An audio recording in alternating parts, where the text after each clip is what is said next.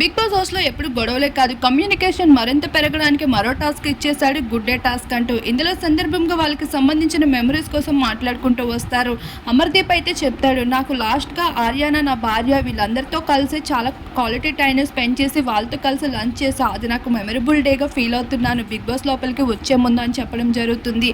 మరొక వైపు రతిక సైతం అలానే మాట్లాడుతుంది, నాకు ఐస్ క్రీమ్ అంటే చాలా ఇష్టం, మిడ్ నైట్న తినడం అంటే ఇంకా ఇష్టం, నాకు ఇష్టమైన పర్సన్ నాకు మిడ్ నైట్న ఐస్ క్రీమ్ తినిపించడానికి తీసుకొని వెళ్ళాడు, అది తినేకే నేను బిగ్ బాస్ హౌస్ లోపలికి వచ్చాను, నాకు అది ఎంతో మెమరబుల్ డే అని చెప్తుంది. అయితే ఇక్కడ పల్లవి ప్రశాంత్ చెప్పిన మాటలకి ప్రతి ఒక్కరూ ఎమోషనల్ అయిపోయారు.